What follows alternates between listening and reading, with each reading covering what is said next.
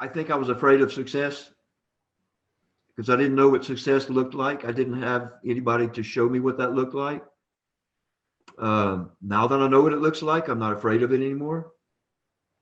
That was a stumbling block for me.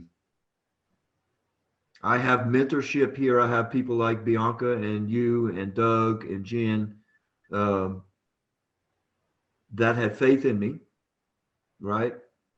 More faith than I had myself.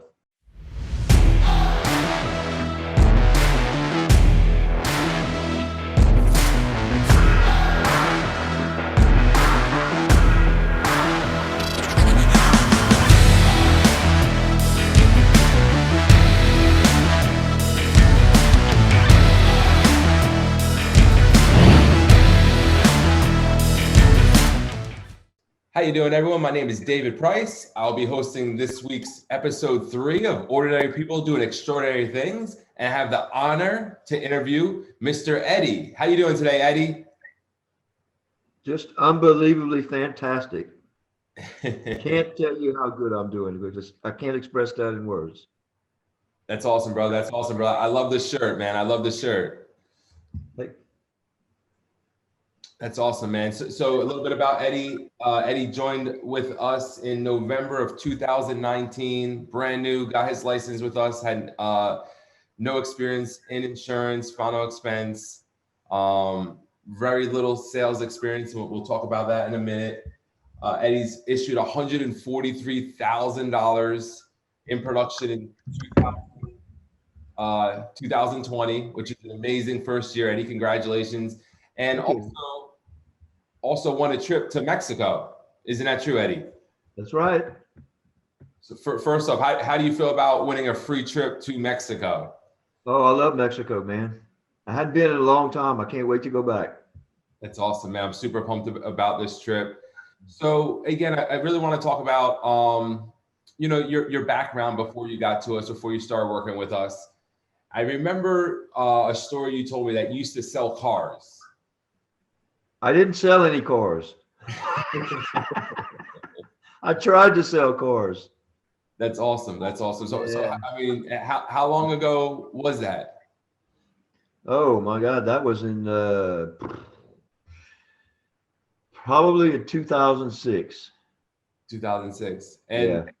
And it wasn't for you. You didn't like Oh yeah. sales, a mentorship. What was the problem? I didn't have the confidence level I have now. I think that was the main thing.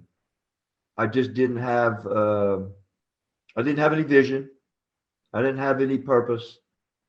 I just didn't have the confidence level. And These are all things that I've gained through the Price Group and Senior Life. that's awesome. Yeah, we were just talking about confidence a little bit offline and how important it is and how much it does change things.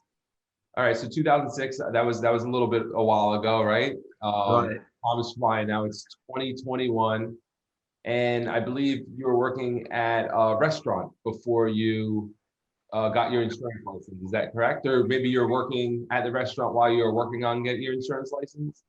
Actually, I was doing both. Like I think I contacted you in September, if I remember right, and I had been an assistant manager at a deli for about 7 months at that time. Okay, and Yeah. how did you start doing that?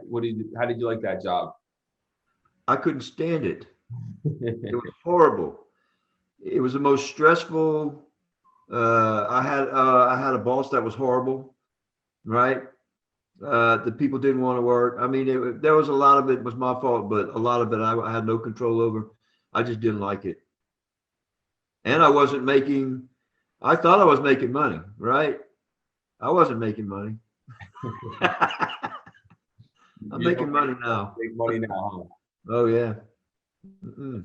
And before McAllister's, what were you doing? I believe you worked in retail. Is that correct? Yeah, I did big box stores, Home Depot and Lowe's for 10 years. So I was a supervisor at Home Depot in several departments. It was, and that another thing that I didn't feel comfortable there.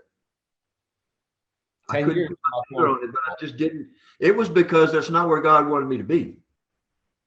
Right. This is where I need to be. Yeah. I'm sorry. What made you think that that's not where God wanted you to be? Well, I know that now. Gotcha. Yeah. I needed to be there at the time, I guess, because I did learn a lot about myself in that job, in both of those jobs. And I learned about a lot about myself in, there were some guidelines for being successful there. You know, I wasn't in the, I didn't have the mindset to be successful back then. Awesome. I didn't anybody, I didn't really, I had people that wanted to teach me, but I just wasn't there. So what changed for you? Because, you know, again, mindset keeps coming up. And, you know, the one thing I really love about this conversation is when you talk about lack of success, you're not blaming on other things. You know, you're looking internal on why things didn't work out, Yeah, right? You didn't say sure. it didn't work out for me because I hated my boss, right? It didn't work out for me because it wanted me to be there too early. You know, you were talking about yourself. So what changed along the way, and what got you to having the mindset that you have now where you're starting to feel comfortable with what you're doing? Well, I'll tell you, Dave, I think I was afraid of success because I didn't know what success looked like. I didn't have anybody to show me what that looked like. Now that I know what it looks like, I'm not afraid of it anymore. That was a stumbling block for me. I have mentorship here. I have people like Bianca and you and Doug and Jen, um, that had faith in me, right? More faith than I had myself. Well, I mean, you really didn't give us a choice. So I remember when you first started, I think it was your first full week. I mean, you came out of the gate, 20,000, 26,000, I think it was. I mean, you came out of here like a veteran. You told me you Yeah, never but saw okay, a I see what you're getting at here. I see what you're getting at here. All right. I was coachable. I'm still coachable. Okay. I wasn't coachable before. I decided like I, I have to do this. I'm just going to do whatever these people tell me to do. My Ms. Bianca, my manager, told me when you go to a house to a lead in the field, regardless of whether you get in the door or not, you're going to go knock on 5 doors every time. And I was so scared to do it. But I was listening to audiobooks, right? Because that's another thing that we do in, you know, to help for self-help. In one of those audiobooks, the author was saying, if you do not step into the unknown, you won't experience any growth. And I thought, man, I can apply that here. That next house is the unknown. Absolutely. And so I talked to Mr. David Price, and he said, dude, just whatever. He said, just go tell him, hey, buddy, I'm selling insurance. You want to buy some? I took him literally. I took David Price literally. I went to the next house, and that's what I said. And don't you know, the lady let me in. She ended up with a policy monthly premium of $250, I think. Wow, that was that was a pretty good payday for you, huh? Oh man, it was like, okay, I'm gonna do it just because I need to do it. I'm gonna push myself. What's the worst that can happen, you know?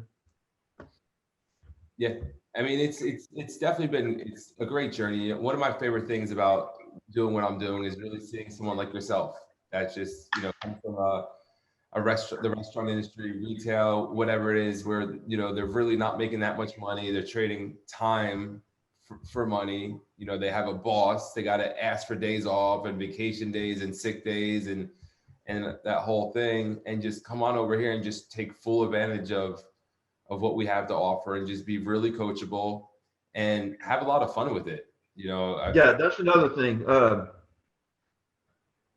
I didn't know how to have fun before senior life. Honestly, I didn't. I'm not just saying this. Like all this stuff's coming from my heart.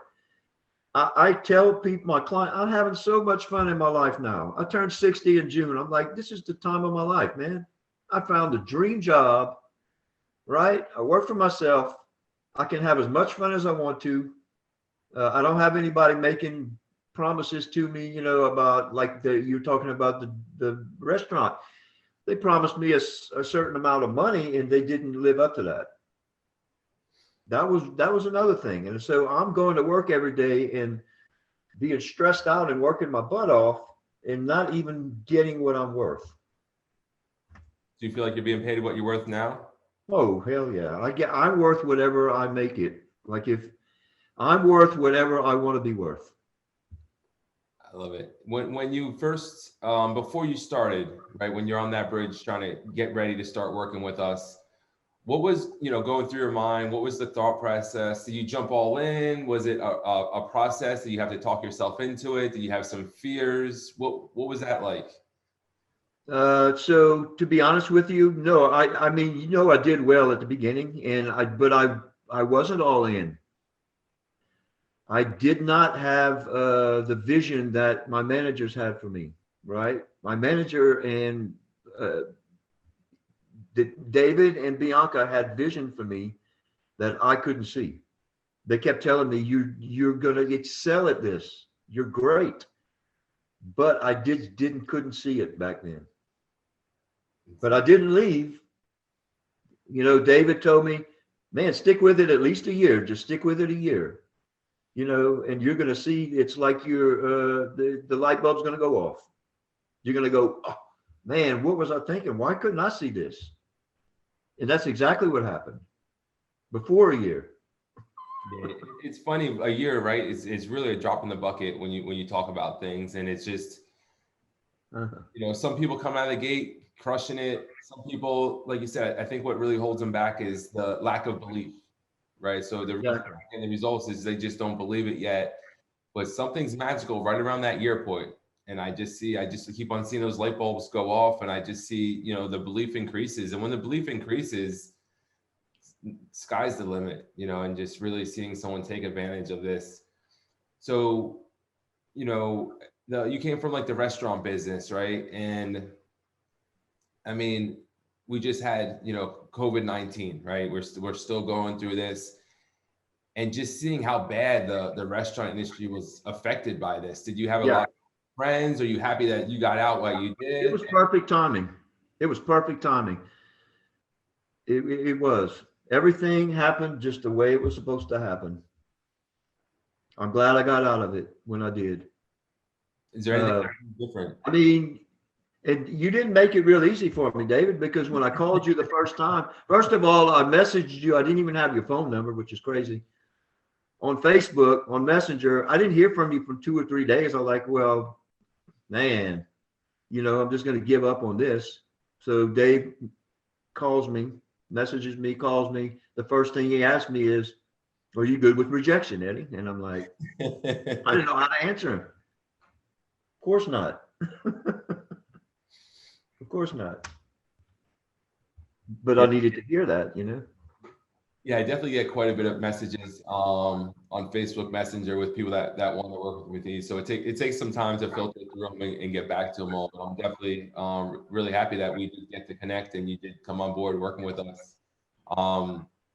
You're doing an amazing job as a producer, and you're starting to work on growing an agency. Isn't that true? This is true. Yes. How does that feel? That feels great. So I'm taking ownership of that, right? I created I created 3 ads, 4 ads, 3 on Facebook, 1 on Craigslist for recruits. And I've gotten a lot of responses from those ads. A lot. When we say ads, we're talking about just regular job posting, just like McAllister's hired you, right? Just a regular job posting, basically. Yeah, but mine's better. You pay better than McAllister's, huh? Yeah, I pay better. I create better ads. That's it, man. That's I'm awesome. just good at what I do. Whatever I do, I'm good at it. So.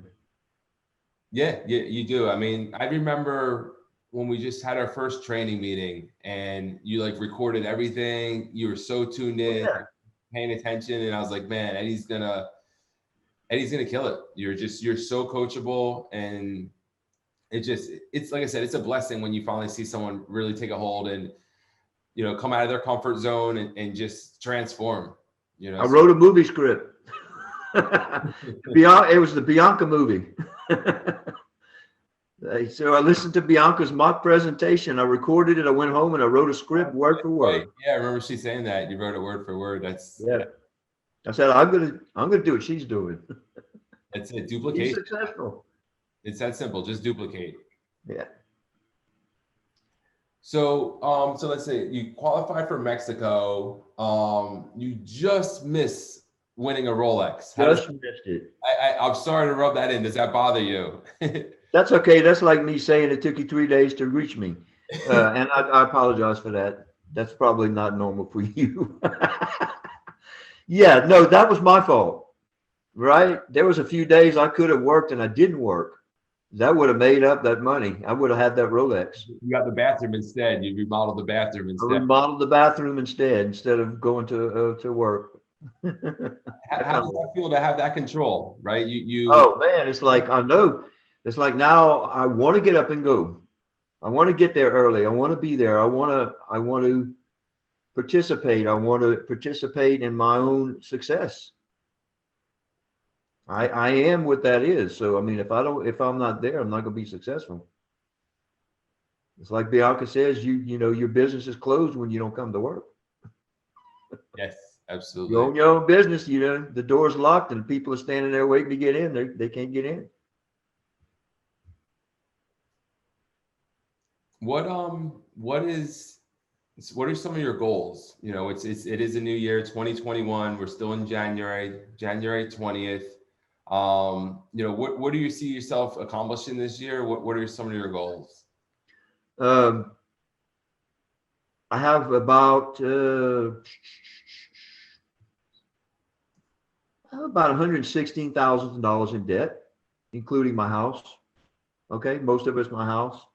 I want to be able to, and I know I can do this with Senior Life. I want to be able to clear that debt. My why, and you know, you have to have a why, right? My mom's financially situated. My daughter's financially. I don't have anyone else, right? I live by myself. I want to be a philanthropist. I want to make enough money with Senior Life to be able to donate to charities and to people that need help the rest of my life. That's awesome. I always have enough for myself, always. I'm never without. So that's the best feeling in the world right now, David, is that I can give huge amounts of money to people that need money, that need help. Never been able to do that before. And still have a lot of money coming into my bank account. The more I give, the more I get. Couldn't do that without Senior Life. Couldn't do that at McAllister's. Not on $38,000 a year when they were only paying me $34,000. They got the extra they owe you 4,000. They didn't give me the extra 4,000. Was that the raise they were supposed to give you that they didn't give you?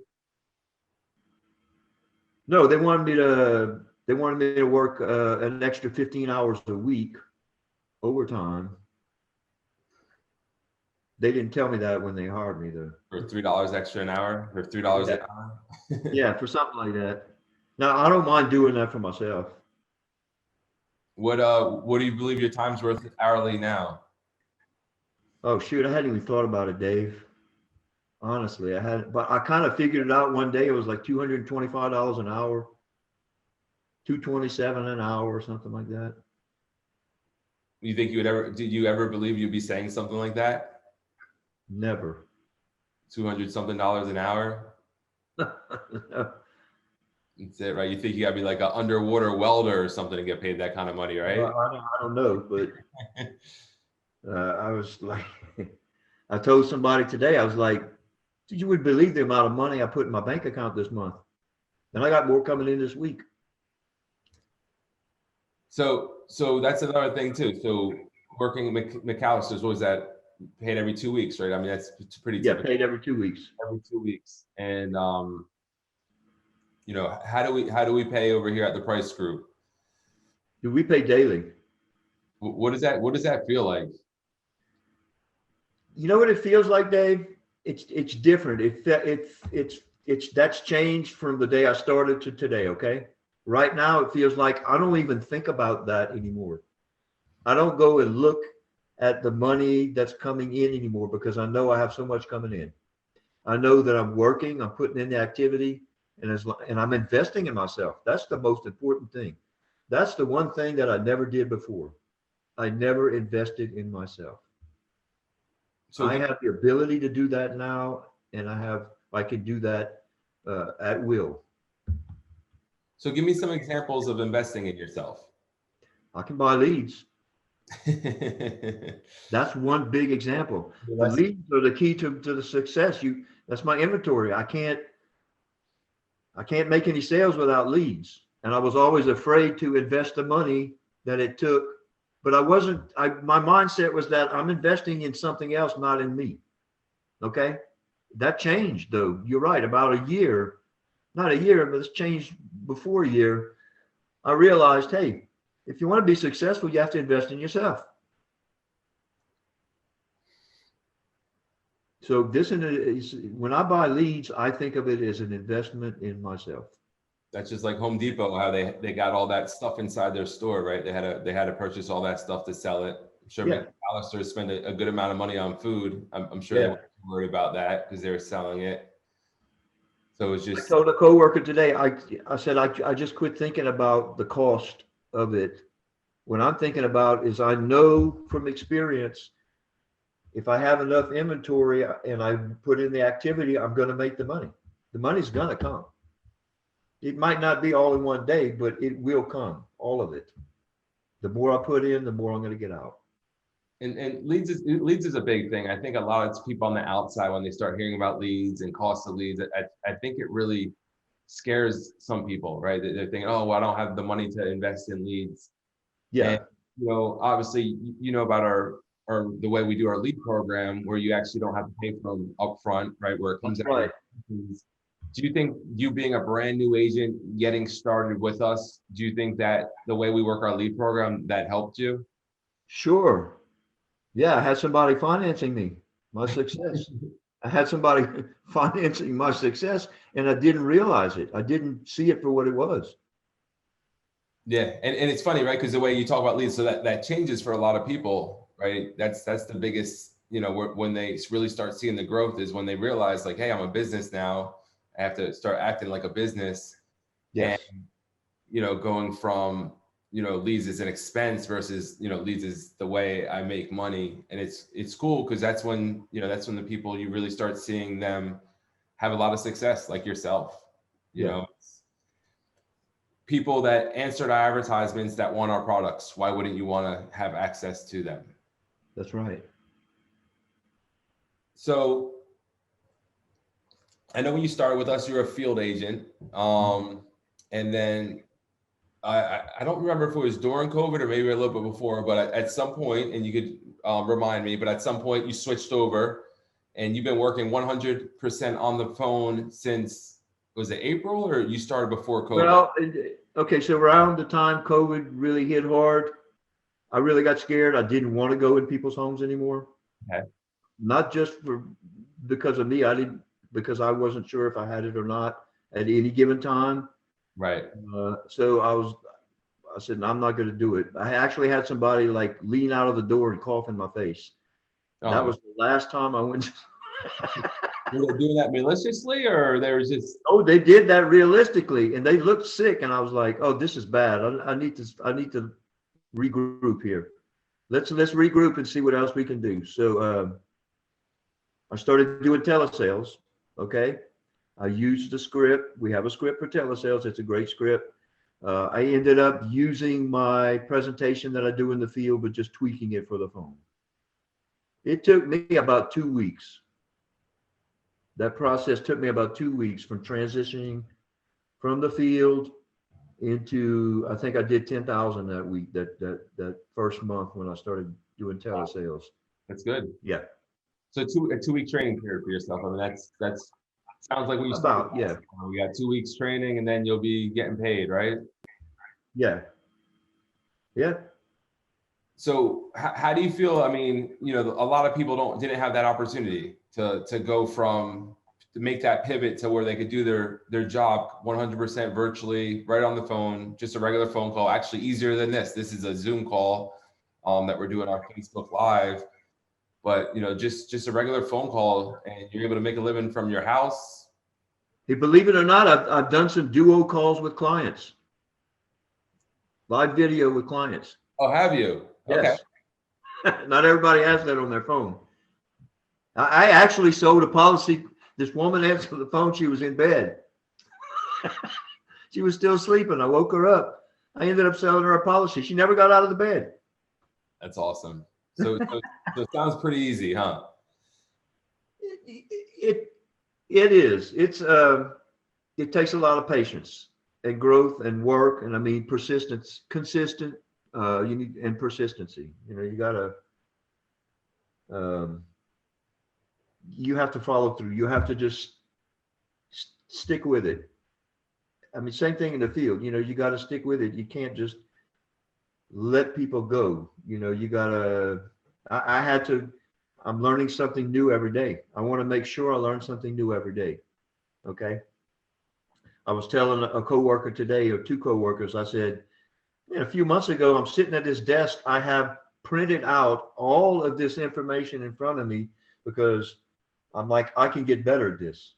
I could be better. What can I do to be better at this? If I can't remember something, I'm going to print it out and put it in front of me. I did that for about a week or two, and then, everything got shuffled around. I don't do that anymore.